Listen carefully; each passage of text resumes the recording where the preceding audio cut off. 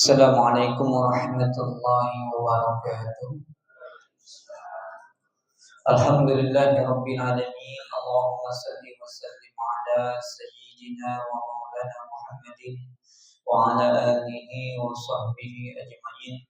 Rabbi shrah li sadri wa yassir li amri wa hlul 'uqdatam min lisani yafqahu qawli wa sayyid lisani wa hdini qalbi bi haqqi sayyidina Muhammadin sallallahu alaihi wasallam. Subhanaka la ilma lana illa ma 'allamtana innaka antal alimul hakim. Amma ba'du. Alhamdulillah, puji syukur kepada Allah Subhanahu wa taala yang Allah masih memberikan kita kesempatan dan melanjutkan daripada kajian rutinan yang insyaallah kita mengkaji daripada kitab Ibnu Haddad radhiyallahu, yaitu kitab tasawuf beliau. Masih sambungan yang kemarin tentang fadilatul sholati bil laili, salat di malam hari. Di salat di malam hari ini ada namanya tahajud, ada namanya qiyamul lail. Kalau yang dikategorikan tahajud, salat yang dilakukan ba'dal naum, setelah tidur. Setelah isya kemudian dia tidur, apapun aktivitas salat dilakukan maka dikategorikan tahajud. Kalau dia ada tidur, ba'da isya dia tidur salat sampai pagi, namanya qiyamul lail. Orang yang menghidupkan malam-malam dengan ibadah. Jadi kalau tahajud, definisinya tahajud itu orang yang bangkit melawan kantuk dan rasa berat, itu namanya tahajud. Maka sholat yang dilakukan pada isya, kemudian dia tidur atau pada naum setelah dia tidur, maka apapun aktivitas sholat dinamakan tahajud. Boleh dia usolli sunatan tahajud. Kalau dia qada sholat pada malam itu, di tengah malam misalnya dia habis isya tidur, kemudian terbangun jam 1, dia qada sholat, dapat 2 pahala tahajud dan qada. Witir, bangun tidur dia tidur habis isya, boleh witir nanti jam 4 jam 3 bangun tidur. Nah, witirnya dapat 2 pahala, witir plus tahajud. Nah, kalau dia tidak tidur namanya qiyamul lail, orang yang menghidupkan malam-malam dengan ibadah. Terlanjutkan, qala musannif rahimahullah taala wa nafa'ana bihi wa bi ulumuhi fid dharaini amin ya rabbal alamin. Summa inna ra'aita annahu baqiya indaka nasyata fanaqal ma bada laka. Kemudian engkau lihatlah daripada sisa-sisa daripada sholat sunnah, tambahan daripada sholat tahajud itu ada namanya sholat witir, ada namanya sholat duha, ada namanya sholat nafil mutlak, ada namanya sholat tahajud, ada namanya sholat hajat atau wal istiqorah, sholat taubat. Sholat taubat tidak mesti, kadang-kadang tiap hari pun kita taubat, karena kita tiap hari kadang tanpa sadar melakukan dosa itu banyak. Ada secara zahiriyah, ada batiniyah. Terkadang lisannya tanpa sadar merendahkan orang lain atau menggibah orang. Nah, sunnah taubat. Atau kuping ini mendengarkan hal-hal yang tidak berbahaya, yang sifatnya bermaksiat. Nauzubillah. Kita diminta taubat. Jadi tidak mesti melakukan dosa besar. Kan kita dianjurkan untuk taubat setiap hari. Karena hulu bani Adam khotoan. Bani Adam itu sering banyak melakukan kesalahan. Ada lagi namanya sholat mutlak. Kalau mutlak ini yang tidak diikat oleh waktu. Cuman jangan sampai melakukan di waktu-waktu yang diharamkan pada subuh dan pada asar. Sekarang nih usolli sunnatan Allahu akbar. Boleh. Namanya nafil mutlak. Cukup dia ta'yinkan sholat sunnah. Usolli sunnatan Allahu akbar. Usolli sunnatan Allah. Rakaataini arba'a rakaati isruna rakaataini, langsung 2 rakaat pun boleh. Nah, ada lagi sholat yang diikat oleh waktu atau zaman. Kayak witir sebelum isya, tidak boleh. Karena salah satu witir bi'fi'li isya, setelah ba'da melakukan sholat isya. Sebagaimana tarawih, yang kelirunya semangat tarawih isyanya belum. Isyanya belum. Tarawih itu sholat dilakukan ba'da isya. Setelah dia fi'il isya, melakukan isya baru tarawih. Begitu juga witir. Ada lagi sholat diikat oleh waktu, salah satu sholat duha. Kapan? Ketika tulu'ul fajar, naiknya matahari, naik itu tidak boleh sholat, naik itu tidak boleh, itu namanya waktu haram, masih waktu haram. Kapan sholat? Ketika sudah terhitung setinggi romai, setinggi tombak, baru perbolehkan sholat. Dalam takbirat itu dijelaskan sekitar 16 menit setelah matahari muncul nih, muncul naik dia sekitar 16 menit baru boleh sholat Isra atau sholat duha. Imam Hajar mengatakan Isra itu adalah duha. Cuman Imam Ghazali mengatakan Isra ya Isra, duha ya duha. Jadi bebas kita pendapat.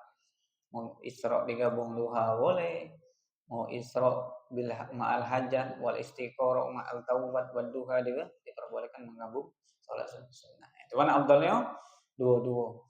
Isra 2 rakaat, duha 2 rakaat, istikharah atau sholat hajat atau sholat taubat.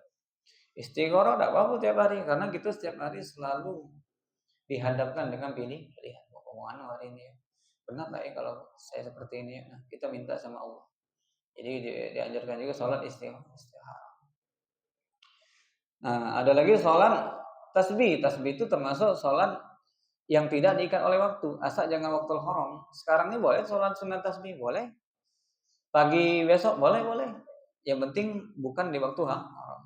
Jadi sholat tasbih itu termasuk sholat mutlak, nafil mutlak. Nah, kapan pun kalau sekarang duha tidak boleh, tidak sah. Karena waktunya naik matahari sampai zawal. Jadi kalau sholat tasbih boleh. Sekarang boleh, kaget malam boleh, besok boleh, pagi boleh, siang boleh. Asal yang pada asar, kamu pada zuhur. Nah, mana besar pahala tasbih sama duha? Duha. Karena warid daripada masyhur, barang siapa yang istiqomah sholat duha, karena lahu itu orang walaupun dosanya sebanyak buih di lautan akan diampunkan oleh Allah. Jadi sebelum berangkat kerja, habis kamar mandi, wudu, langsung sholat duha. Usolli sunatan duha. Boleh itu usolli sunatan duha ma'al taubat, ma'al istiqarah, wal hajat, boleh juga. Dalam hati bebas. Karena niat itu wajib dalam hati. Allah sengaja sholat duha dan sholat taubat. Akbar. Cukup di dalam hati. Dalam hati tidak ada bahasa. Melapaskan niat, talafuz biniat bahwa sunnah. Melapaskan niat hukumnya sunnah. Summa sholat salasa rakaatin biniyati witir. Maka sholat sunnah witir biniyat witir bitaslimati au taslimataini. Boleh dijadikan satu salam, boleh dijadikan 2 salam. Nah, kalau di takrirat ma'abdalu taslimati au taslimataini. Kalau di takrirat disunahkan menjadikan 2 salam agar tidak mislu menyerupai daripada sholat maghrib. Cuman kadang orang kalau dia dijadikan satu salam, tahiyat awalnya udah dipakai untuk supaya tidak menyamui sholat maghrib. Ala kulli hal diperbolehkan satu salam, mau 2 salam boleh. Yang keliru tidak sholat. Jadi jangan tinggalkan witir. Kalau mazhab kita Imam Syafi'i hukumnya sunnah muakkad, sunnah yang ditekankan. Kalau mazhab lain sebagian mengatakan wajib. Dosa kalau tidak sholat witir. Wa taqra'u fil ula, maka disunahkan ketika bacaan sholat witir yang pertama sabihis marabbikal ayat pertama sunnah. Wa fisaniya di dalam ayat rakaat yang kedua sunnah kan kuliah ayyuhal kafirun. Ala kulli hal, kalau memang tidak hafal sudah mau baca Al-Fatihah pun tetap sah. Karena membaca surah hukumnya sunnah. Ya sudah, mau Anas boleh, Al-Falaq boleh, kuliah boleh, kutu boleh. Nah, cuman kalau mau dapat sunnah yang tambahan nafilatul ziyadah tambahan itu adalah ketika dia witir ayat pertamanya sabihis, yang keduanya kuliah al-kafirun. Wa fi salisa, adapun rakaat yang ketiga disunahkan baca al-ikhlas, kemudian al-falaq, kemudian an-nas. Nah, jadi disunahkan sholat witir untuk tambahan gitu. Kalau sholat 5 waktu ini kan kewajiban. Kalau sholat sunnahnya hukumnya sunnah, menjadi nafilah tambahan. Kalau di dalam kitab takrirat dijelaskan Kenapa kita dianjurkan sholat sunnah? Agar penyempurna sholat fardu. Karena kita tidak tahu, kadang kita tidak khusyuk, kadang kita melakukan kemakruhan di dalam sholat. Nah, untuk menyempurnakan, mengkapernya adalah sholat sunnah.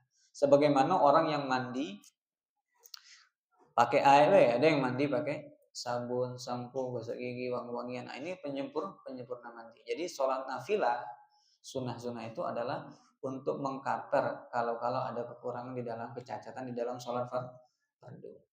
Tapi tidak bisa menggugurkan sholat fardu. Adapun yang memang yang luput ketinggalan sholat fardu, yajibul adalah qada, wajib atas mereka mengkodok. Tidak bisa mengcover dengan sholat sunnah, ini keliru. Wajib dikodok, dibayar. Kapanpun boleh bayar. Termasuk kodok. Waktu hurum pun diperbolehkan kodok. Habis asar nih, kan tidak boleh sholat. Nah, tiba-tiba ingat, astagfirullah, tadi belum sholat subuh. Sholat dia waktu asar. Mubasyarah langsung. Oh, tapi itu waktu diharamkan. Yang diharamkan sholat tanpa bigori sabab. Tanpa sebab ada TKW asar, sholat. Nah, itu tidak boleh, hukumnya haram. Bukan apa-apa, dapat dosa. Nah, adapun sholat yang diikat dengan sebab, bahkan disunahkan. Habis asar kita masuk masjid jam 5. Sunnah sholat tahiyatul masjid. Kemudian berwudu dia jam 5. Habis asar baru berwudu. Sunnah sholat sunnah wudu. Sholatnya karena ada sebabnya berwudu. Yang tidak diperbolehkan kayak sholat tasbih. Kalau tasbih termasuk sholat nafil mutlak karena dia tidak diikat oleh waktu. Ada boleh pada asar sholat tasbih itu tidak boleh. Nah, adapun sholat yang ada sebab, membayar qada, atau sholat ada sebab seperti masuk masjid atau sholat sunnah wudu, maka diperbolehkan. Wala tu'asibu anil witir wa hiya ida syarata. Nah, kalau mau abdalnya, Nabi itu mengajarkan 11 rakaat. Boleh masna yang abdalnya masna, dua, pas 10 nanti ujungnya satu. Boleh digabung 10, nah nanti satu salam. Boleh di 10 rakaat. 10-nya jadikan tahiyat awal, kemudian tahap jadikan terakhir, kemudian tambah lagi satu, jadi 11. Cuman kalau mau abdal dua salam baru tambah satu. Boleh deh 10, 1, 2, 3 pas 10 salam baru nambah satu. Boleh kan? Yang abdalnya dua. Kemudian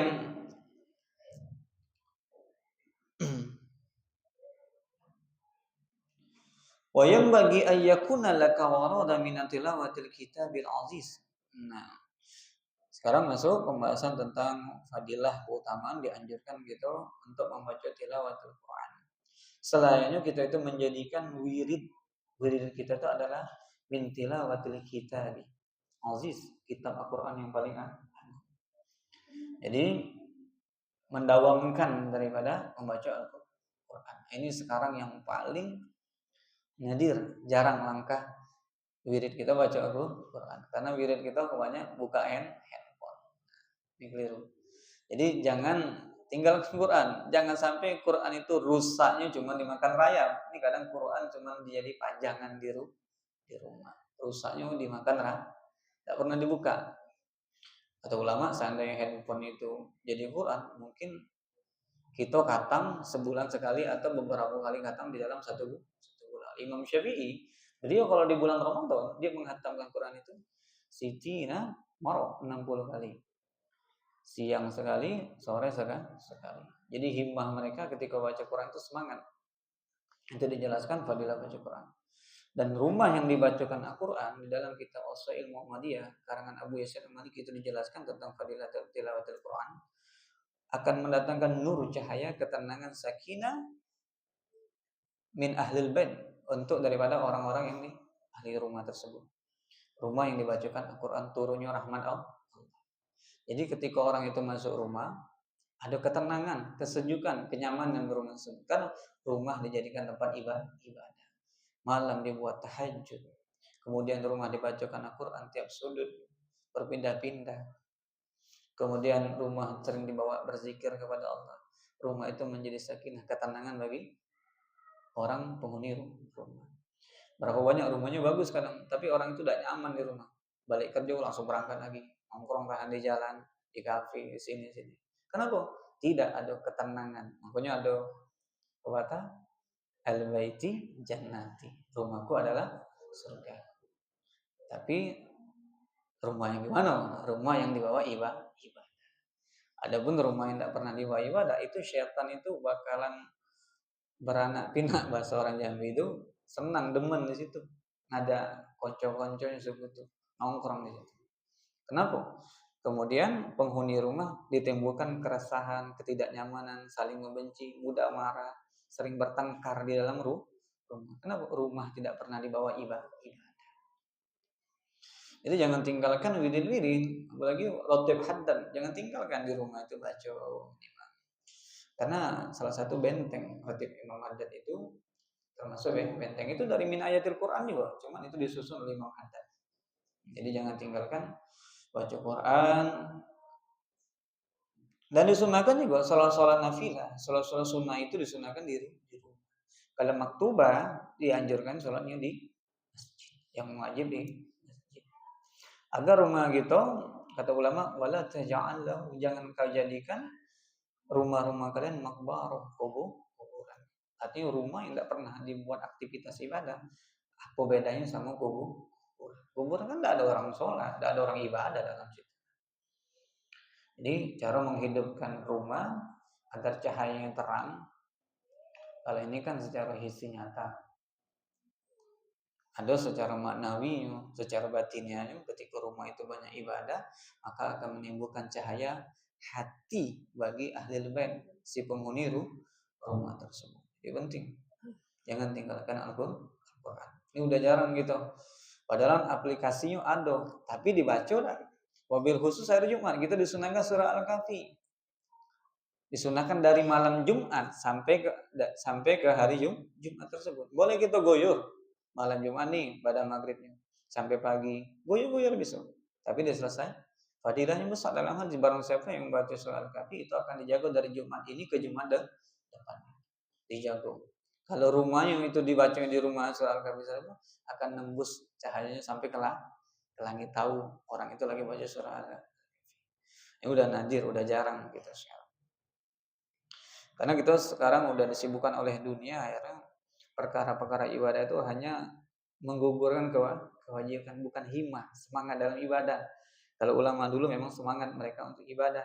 Kalau kita kadang hanya untuk kapasitas menggugurkan kewajiban. Wala isaula cepatnya subuh baru tadi malam, seolah-olah mengeluhkan waktu sholat masuk. Kalau orang soleh mereka menunggu sholat. Ulama bisa rindu untuk bermunajat kepada Allah. Jadi kita tanamkan apa yang kita minta, Allah, berdoa kepada Allah agar Allah lembutkan hati kita untuk dipermudahkan, diberikan taufik wal hidayah. Taufik itu kekuatan, hidayah itu adalah petunjuk. Kalau hidayah semuanya kenal kalau azan itu hidayah, petunjuk. Hayal sholat, dengar kalau tak dengar. Tapi tidak semuanya yang bisa merangkak ke masjid, tidak semuanya langsung mubasyarah untuk sholat. Jadi minta, ya Allah jadikan aku orang yang istiqomah dalam ibadah sampai ajal datang. Tadawamu ala qiraatihi fi kulli yawm wal lailah. Dan hendaklah kita tuh mendawamkan membaca Al-Qur'an di setiap harinya dan malam, di siang hari atau di malam. Setelah minimal selembar dibuka menjelang ngantuk. Jadi kadang orang ngeluh, ya punya bahayanya tidur kalau malam nih, payah mata nih. Nah coba baca Quran, baru selembar sudah nguap. Ngantuk. Setan karena tidak ridho untuk ibadah. Ini kadang salah, tidak bisa tidur, buka sosmed. Tambah jadi, jadi. Belum berhenti kecuali kuota habis dan baterai Aduh, aneh ketawa besar hati ini saya ngalamin. Jadi solusinya itu mudah. Kalau payah tidur, bawa ibadah. Sholat tahajud, Allahu Akbar. Pasti baru 2 rakaat ditiup setan, udah ngantuk. Karena setan tidak ridho untuk ibadah. Coba kalau main HP, secapek apapun aktivitas di siang hari tidak akan ngantuk. Kapan berhenti? Sampai paket habis dan baterai ngedrop. Ala kulli hal ya. Itulah pentingnya pengetahuan dalam agama. Wa adna zalika an takshiru ala juz'i fayakunu laka fi kulli syahrin khatama. Maka hendaklah engkau itu minimal satu hari satu juz. Ini berat nih. Kata ulama Imam Haddad ya sudah minimal satu hari satu juz. Tapi ini berat lagi gitu. Cuman latihan selembar sehari.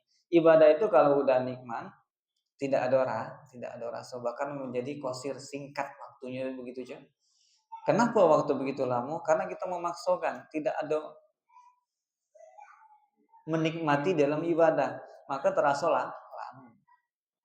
Tapi kalau kita menikmati, kadang kita nongkrong di kafe bisa berjam-jam, nongkrong di tempat lain bisa berjam-jam, sampai lupa waktu.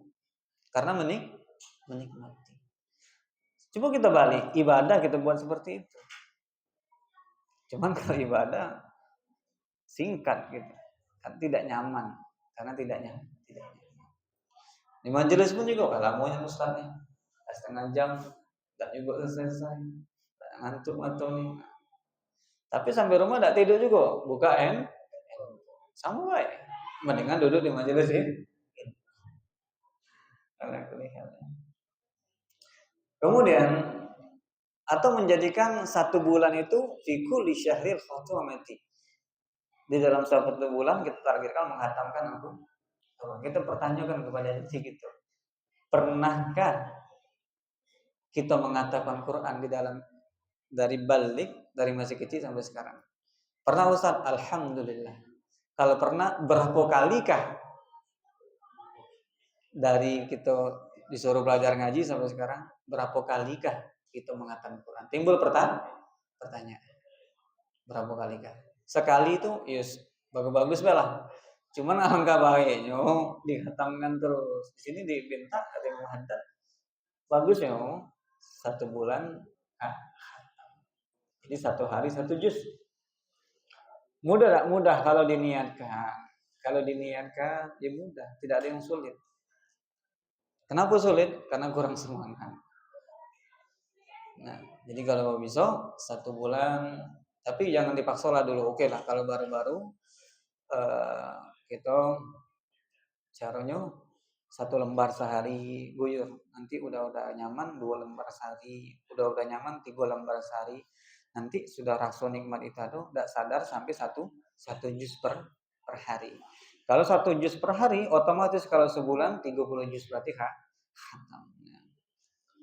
Wa ala zalika an takhtamu fil kulli salasa ayyam. Nah, bahkan ada lagi mengatakan ini di Fathul Mu'in dijelaskan juga.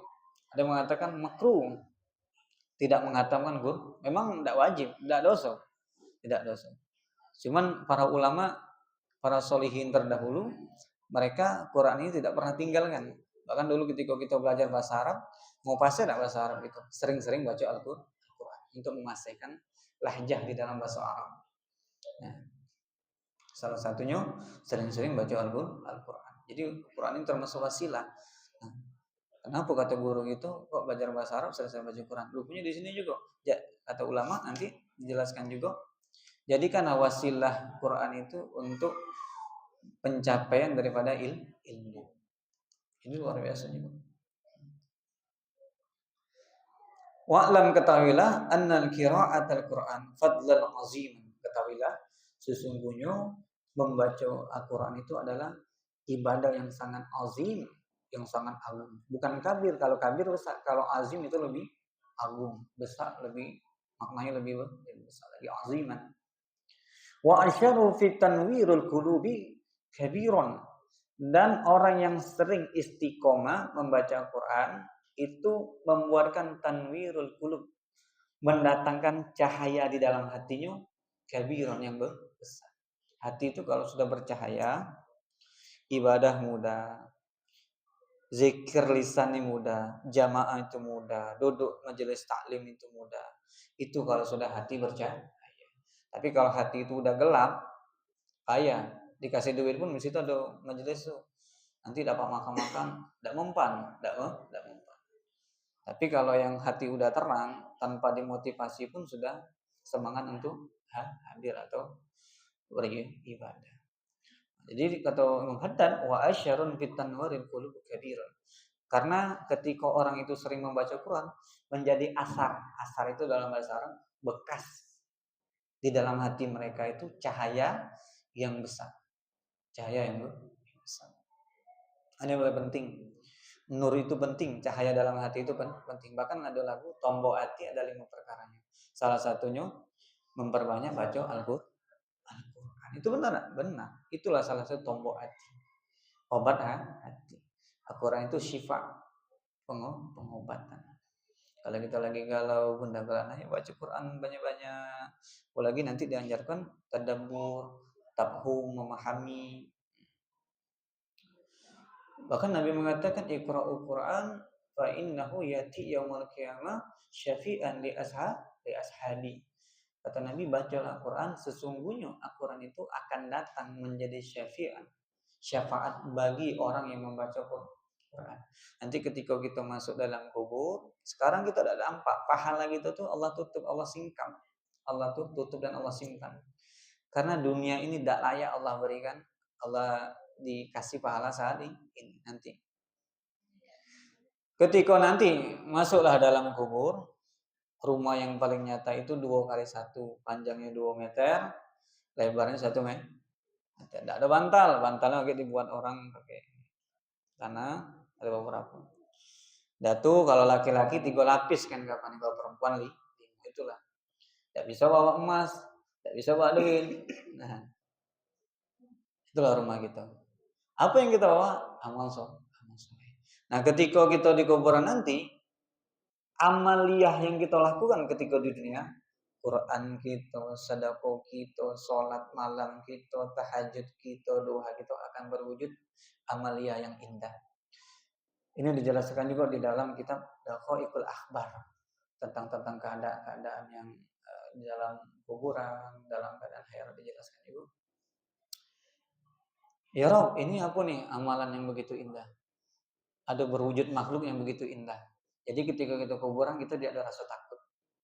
Wahai bulan, ketahuilah ini aku adalah Al-Quran yang setiap malam engkau baca. Senang kita ada yang memberikan kenyamanan. Begitu juga amal buruk, maksiat yang dilakukan akan berbentuk wujud yang menyeramkan. Jadi itu amalia yang buruk menyerang itu sudah menjadi siksanya, rasa ketakutan dalam kuburan. Belum lagi siksanya. Dengan bentuk yang menyeram itu sudah menjadi rasa siksa. Nah. Jadi saking mulianya Quran, bahkan dalam ayat Allah katakan wa iza quri'al Quran fastami'u lahu wa ansitu la'alakum dur. Apabila Al-Quran itu dibacakan, fastami'u, dengarkan, lahu, Al-Quran tersebut, wa ansitu, diam, dengarkan dan diam, la'alakum, agar kalian itu mendapat rahmat. Bayangkan, tidak baca. Ketika ada orang baca Quran, diam, mendengarkan, turun rahmat, dapat percikan daripada rahmat. Padahal tidak baca, cuman mendengarkan dan diam. Apalagi sih hari yang sih baca Quran tersebut, dapat pahalanya begitu besar. Cuman inilah ala kulli hal, jarang peminat baca Quran. Jadi tidak ada, bahkan di satu hadis mengatakan allazi yaqra'ul Quran wa yata'ta bihi, barang siapa yang baca Quran walaupun dalam keadaan terbata-bata, falahu ajraini, dia dapat 2 pahala. Kok bisa Ustaz baca Quran dalam keadaan terbata-bata 2 pahala? 1 pahala membaca Quran, 2 pahala kesusahannya dalam baca Quran. Belum lagi diulangnya lagi. Zalikal kitabul, panjang, ulang zalikal ulang huruf apa apa. Jadi ada motivasi kita, semangat. Anjuran dari Nabi, orang yang baca Quran dalam keadaan terbata-bata dapat 2 pahala. Bayangkan bagaimana yang mahir, yang lancar, lebih tinggi lagi derajatnya. Jadi tanamkan di hati kita semangat di dalam membaca Quran. Orang yang baca Quran itu mulia. Kalau kita ingin mulia, sering-sering dekat kepada yang mulia. Kalau kita ingin wangi, dekat-dekatlah sama orang yang wangi, yang penjual parfum, otomatis wangi akan ikut nempel. Kalau kita ingin mulia, sering-sering baca Quran. Itu salah satunya.